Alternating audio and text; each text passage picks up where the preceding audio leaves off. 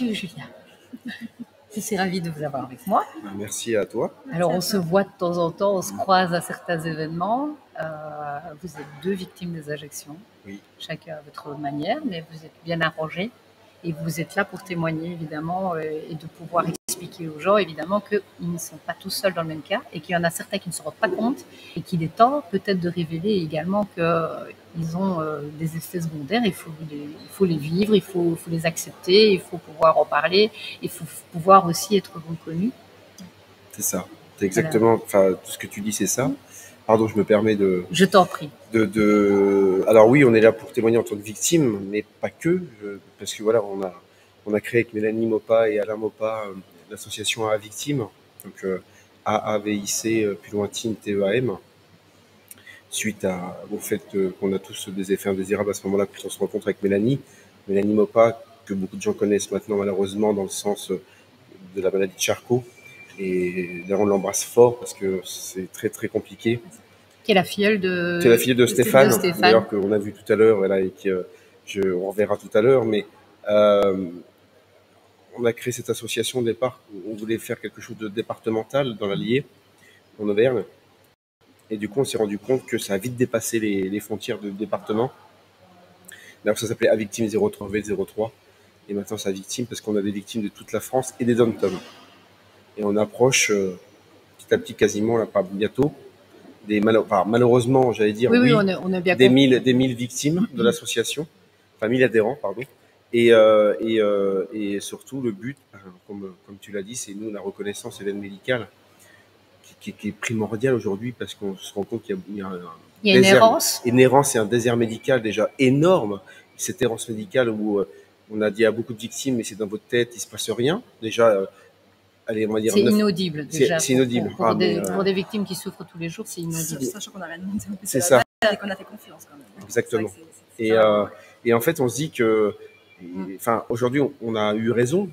Malheureusement, j'allais dire d'un côté, mais heureusement, parce qu'on tend la main, en fait, humblement aux victimes qui ont besoin de ne plus être seules. Et on leur dit, bah, rejoignez-nous pour trouver des solutions déjà pour les aiguiller vers des médecins. Et après, bah, nous, on peut déposer plainte avec nous.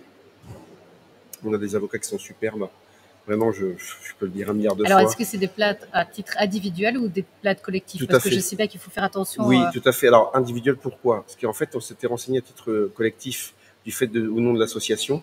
Mais le problème, c'est qu'il y a trop d'effets indésirables différents, que ce soit cardiaque, gynécologique, ORL, etc., etc. Et en fait, c'est vraiment à titre individuel.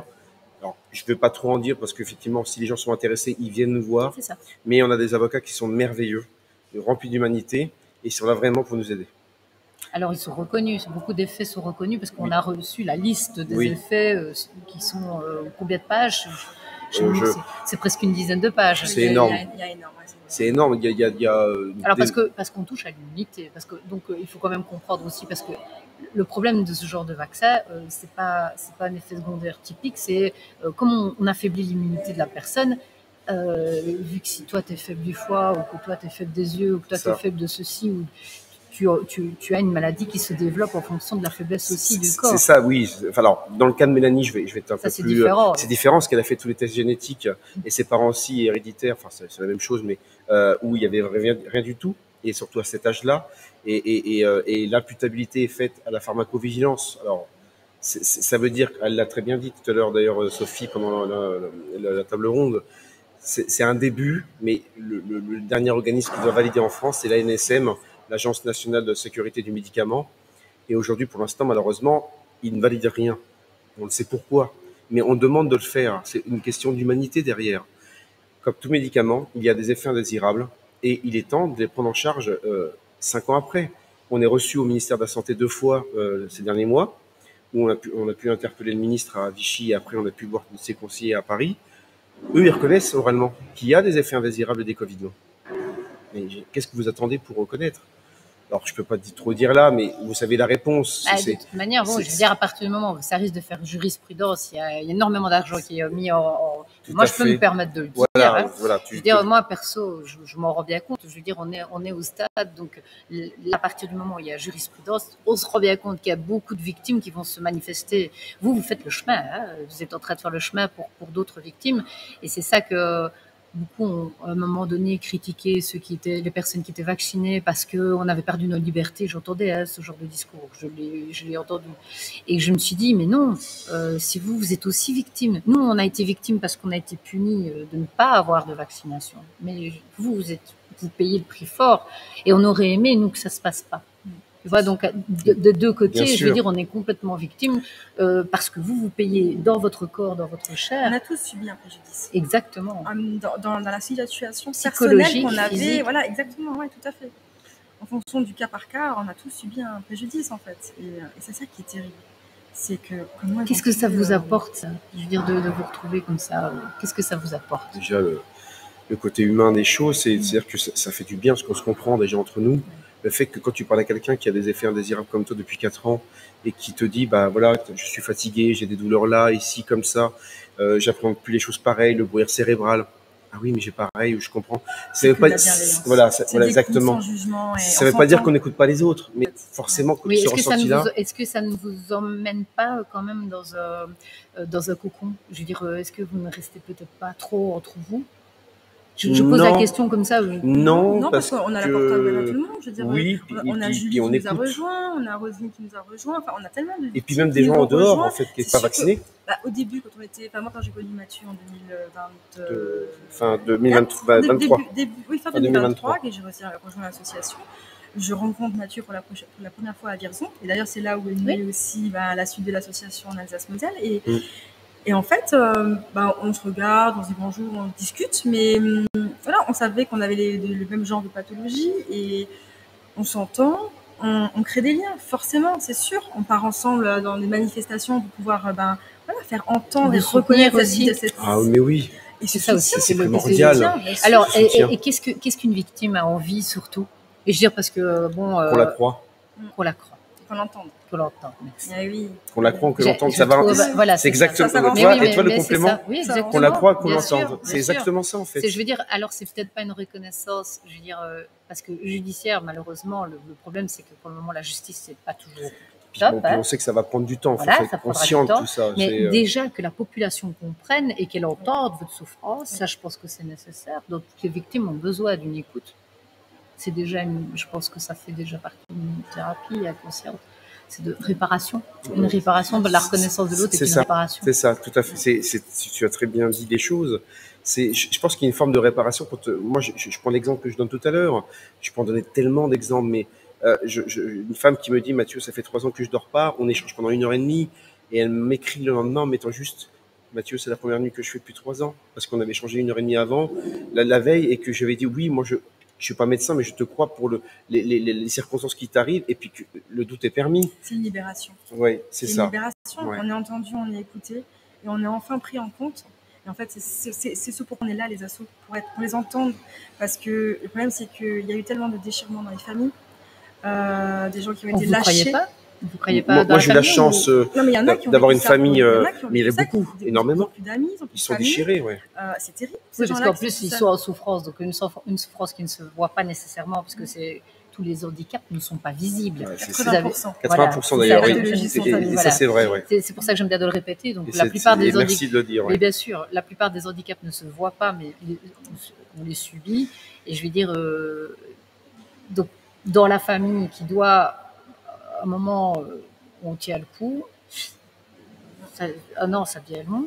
2 ans, il faut vraiment que tu te reprennes, mon gars. Hein, c'est vraiment un peu ça. Hein. On a tous écouté ça. Alors, pas forcément moi, mais il y en a beaucoup, victimes. On est bien d'accord. Et puis, que ce soit la famille, le couple qui se déchire, les collègues, en fait, ils ont divisé, ça a divisé forcément tout le monde. On a écouté des choses horribles, des gens qui voulaient pas se vacciner, dire c'est à cause de toi que les gens vont mourir, ou inversement aussi. On peut dire dans l'autre sens que les gens, ouais, t'es un abruti, tu te fais vacciner. Je pense que il fallait encore une fois laisser le choix à chacun dans son âme et conscience, qu'on le voit avec la grippe, par exemple, et que pas faire cette manière-là. Alors, ça a été voulu, je pense que oui, voilà, mais je vais pas aller là-dessus. Bon, c'était au travail des médecins. On va pas aller, voilà, exactement. De connaître leurs patients, de faire des prises de sang, de vérifier en fait. Est-ce que ça a vraiment un impact? Est-ce qu'on en aura vraiment besoin finalement de ce fameux vaccin qui n'en est pas un?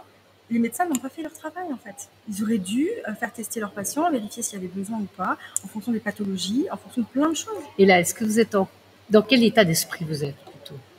Dans quel état d'esprit vous êtes, je veux dire intérieurement, par rapport à ce qui s'est passé? Tu parles des médecins, etc., de la population. Quel état d'esprit?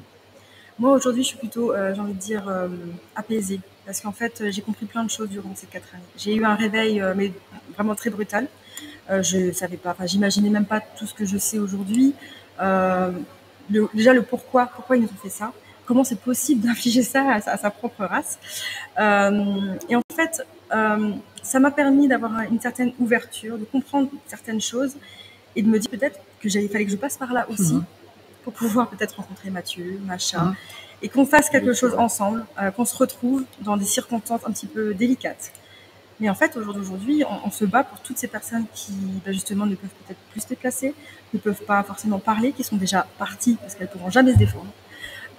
Pour toutes ces personnes qui souffrent au quotidien, en fait, et qui n'osent pas. Je discutais avec un thérapeute avant qui disait qu'il a des patients, il n'ose même pas prononcer. C'est ça. Je viens, voilà, je pense que c'est à cause de, tu vois, de quoi je parle? De quoi tu parles? En fait, c'est le thérapeute qui doit dire le mot vaccination. Oui, et ce qu'il y a, c'est que vous êtes aussi dans un pays, donc la France est un pays particulièrement brimé.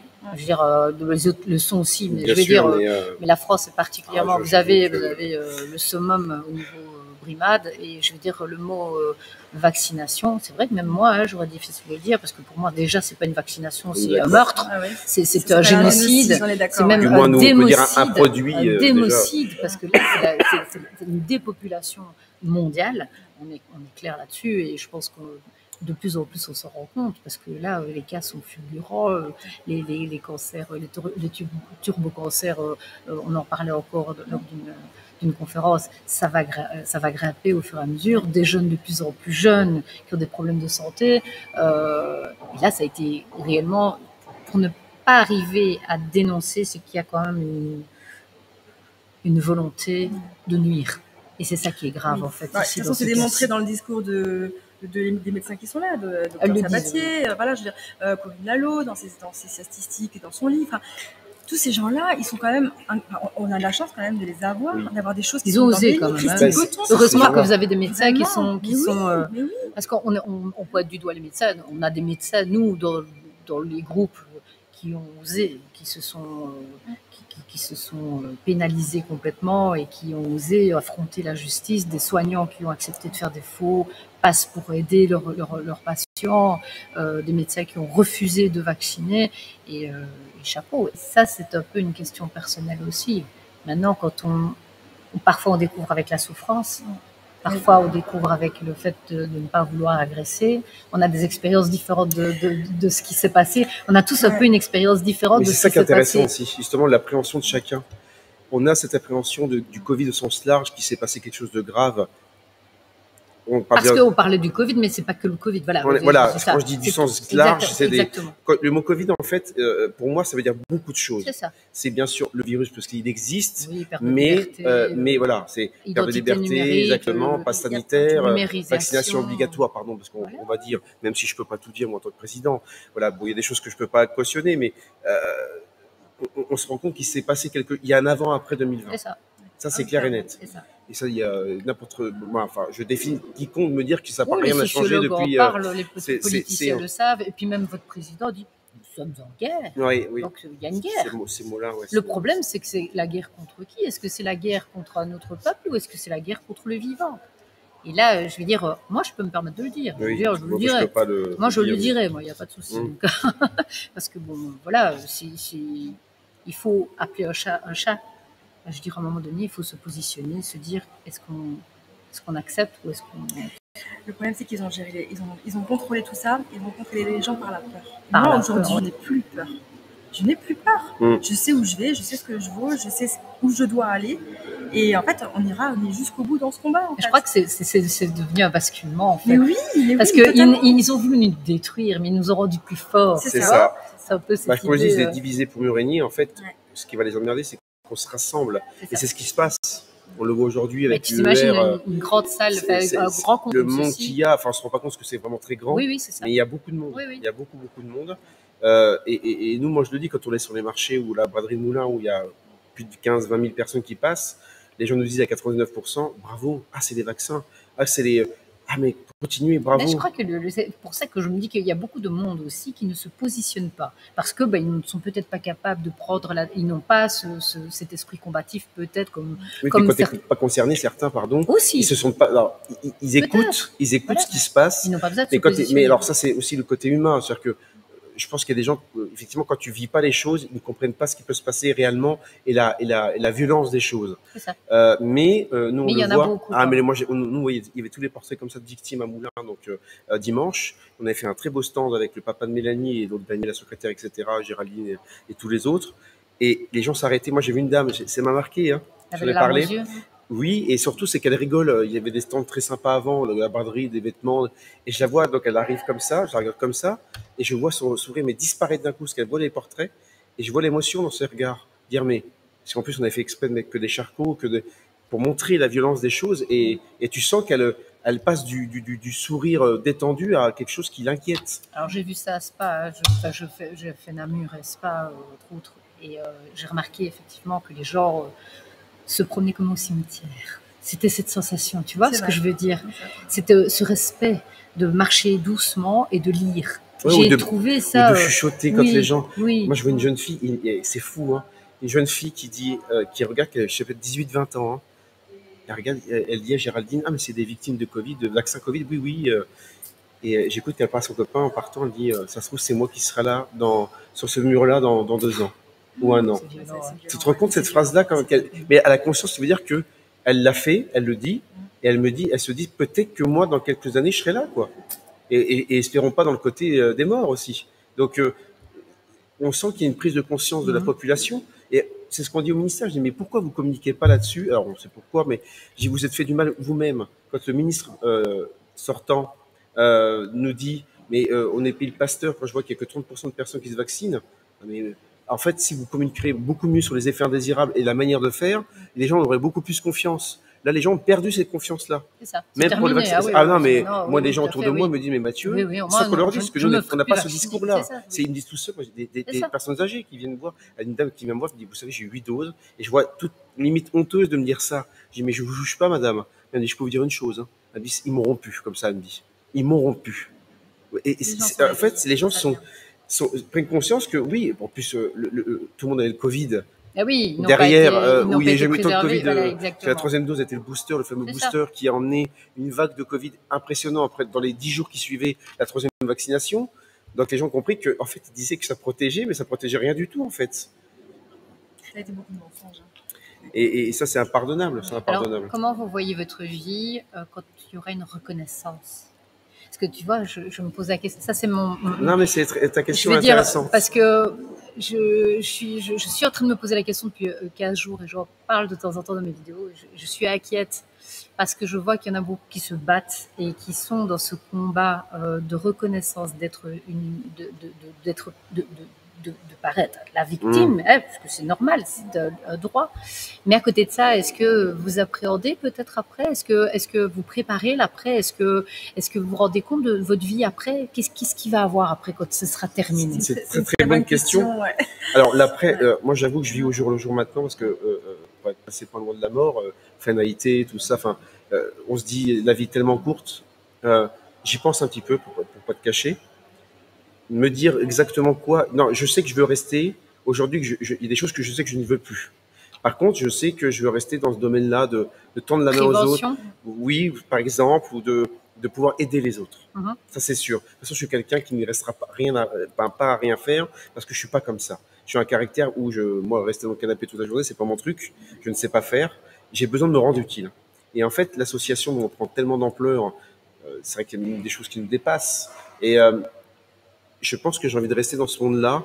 Il y a des choses qui me trottent dans la tête. Te dire exactement quoi demain, non, ça serait impossible. Mais de toute façon, j'ai envie de retravailler un jour, j'espère, au moins 50% pour pouvoir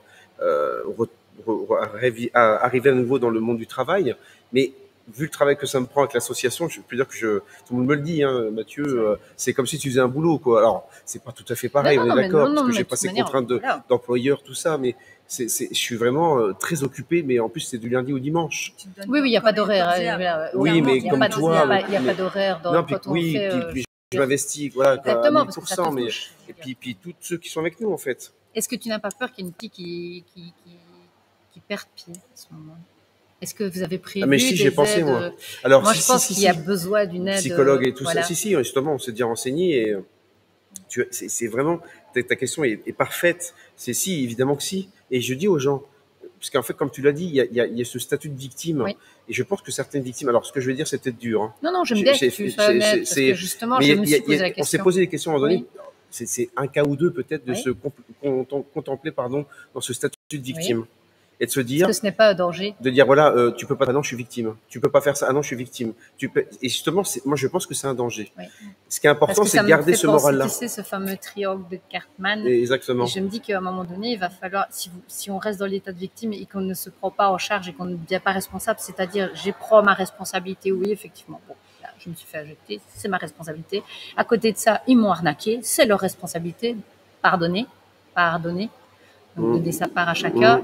Et à côté de ça, maintenant, d'être dans une démarche peut-être de créativité, peut-être de responsabilité, parce que la responsabilité, être responsable, c'est être responsable de ses actes. Donc, c'est se dire, de choisir peut-être quelque chose de constructif qui est pour le futur, justement, faire comprendre aux jeunes qu'ils doivent réfléchir avant d'agir pour leur santé.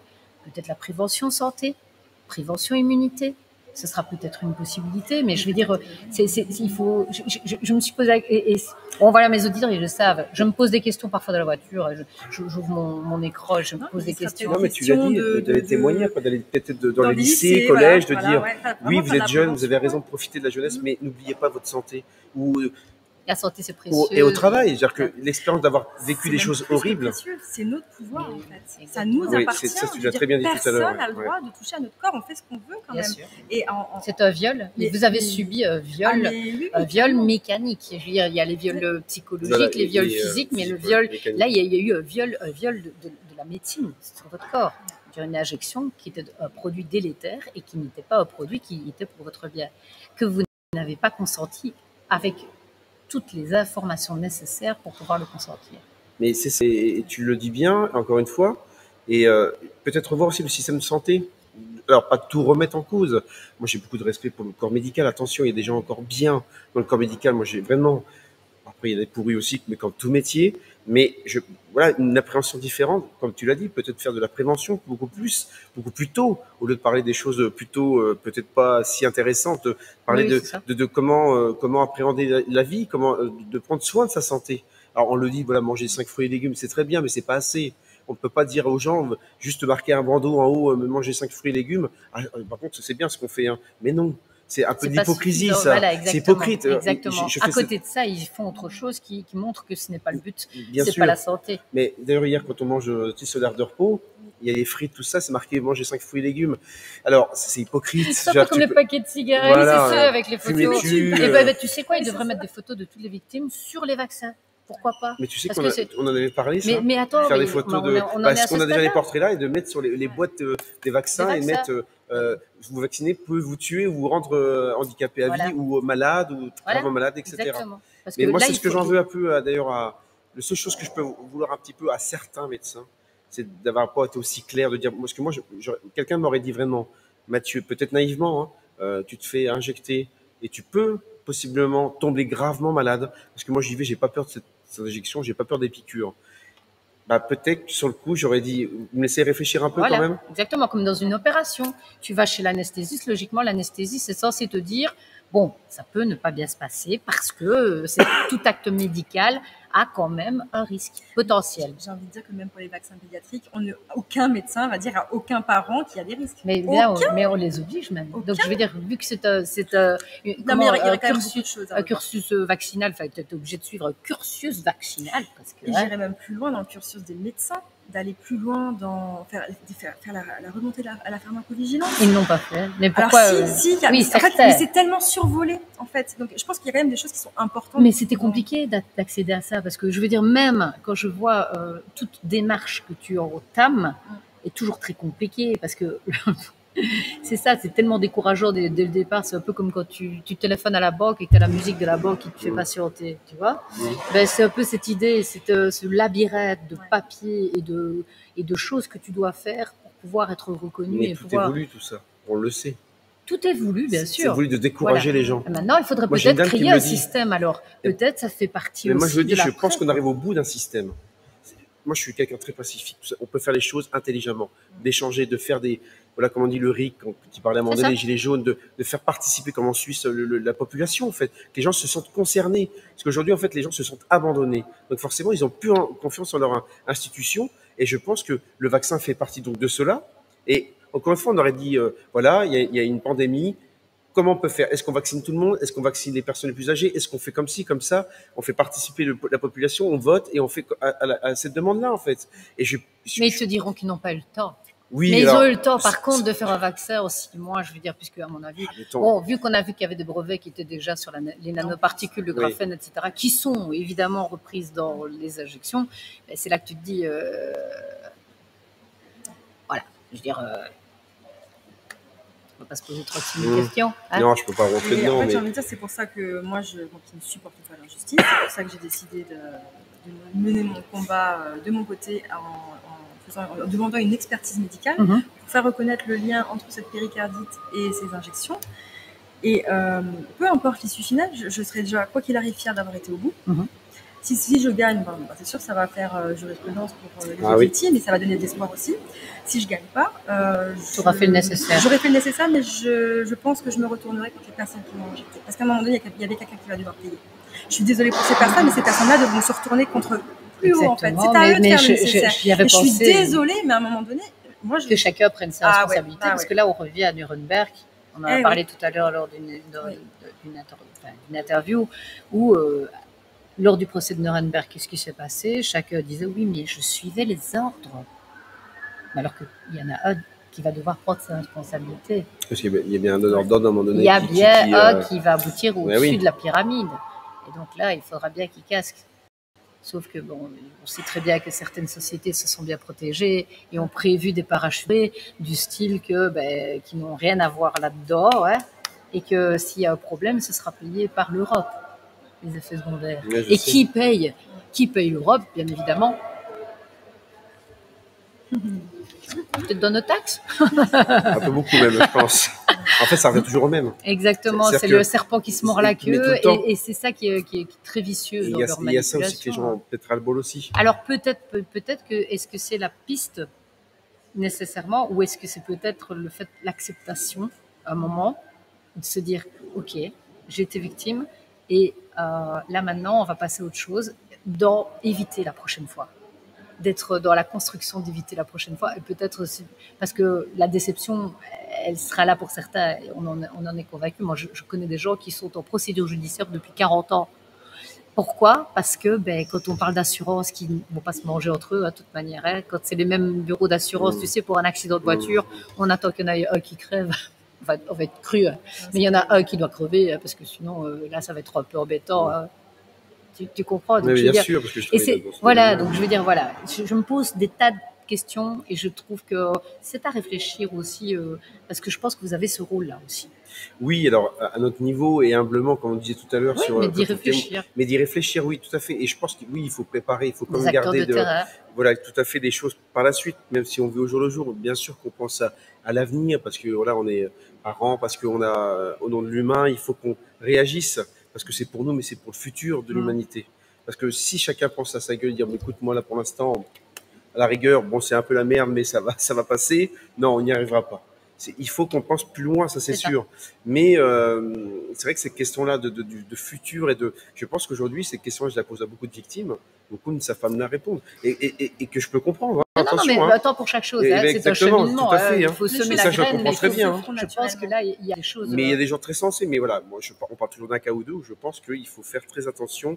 La victimisation et de ce qu'on perd dans l'état de victime ne va pas faire progresser les choses. C'est ça. Tandis que quelqu'un qui va s'en sortir, pour moi, est un exemple concret de quelque chose qui aboutit vers du positif, tu vois. C'est ce que je ressens, ça. Par contre, il y a beaucoup de victimes qui veulent se battre. Exactement. Quand même. Après, bon, il n'y a pas de règle d'or, j'allais dire. Mais je ne parle pas que des victimes, je veux dire, de l'injection. Hein. Il y a des victimes dans d'autres. Moi aussi, je parle le mot victime au sens global, on est bien d'accord. C'est quand tu t'en sors, je trouve que c'est la plus belle des choses, c'est de dire tu ne m'as pas eu, quoi qu'il arrive. Cette résilience qui fait que. Mais le corps humain est quand même bien fait, parce qu'on le voit, tout ce qu'on peut avoir, quand je parlais de douleur tout à l'heure, il s'adapte, alors d'une certaine manière, mais de nouvelles inconsciemment, connexions. il veut pas lâcher, en fait. C'est-à-dire que, alors évidemment, il y a des cas très graves, et ça, c'est au-delà, malheureusement, de ce qu'on peut faire, malheureusement.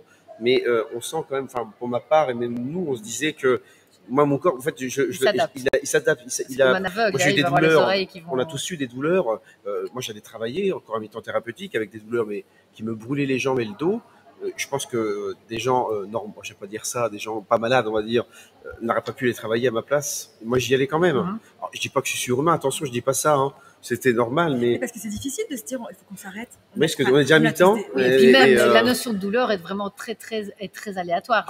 Oui, parce que ça, c'est vrai. Bon, c'est ça aussi. Hein, je veux dire, toi, tu as la capacité de souffrir peut-être plus que quelqu'un d'autre, mais quelqu'un d'autre, c'est déjà au-delà de ce qui peut. Ça, c'est le médecin qui me dit à l'hôpital, quand tu dis 1 sur 10, voilà, c'est toi tu vas qui dire, dois toi, c'est 10, et puis l'autre, tu vas dire, je suis à 3, quoi. Voilà, exactement. J'exagère, mais c'est presque ça. Attends, il y a des femmes qui accouchent en péridurale, et il y en a d'autres qui vont avoir tout de suite la péridurale parce c'est ça. pas, quoi. Mais alors, encore une fois, ça, c'est propre à chacun. Oui, mais donc, c'est du cas par cas. Et déjà là, c'est du cas par cas. Bien sûr. Ouais, nous sommes humains, je veux dire, c'est du cas par cas. On se ressemble beaucoup, mais on est aussi différents beaucoup. Voilà. C'est paradoxal. Enfin, la vie est, enfin, c'est fou, mais c'est vrai que tu dis que c'est un truc de fou. Nous, on lâchera pas, ça c'est certain, et on ira jusqu'au bout. C'est ce qu'on a dit. Il y a trop de choses en jeu. Il y a des vies. L'avenir de nos enfants. Ouais. Il y a nos générations qui arrivent. Et pour ceux qui sont partis, ceux qui vont partir. Ouais. Et j'embrasse ma bichette Mélanie, qu'on aime si fort. Et puis ceux qui vont comprendre qu'on a une épée de Damoclès au-dessus de la tête et que les choses, il faut qu'elles bougent, quoi. Voilà. Ouais. Merci à toi. Merci pour les témoignages. Merci à toi. Parce qu'ils nous appellent tous, ils disent ils sont perdus, ça y est, on n'est plus là. Voilà. Oh là, mais j'ai pas un coup de soleil. Non, j'ai chaud. C'était très bien.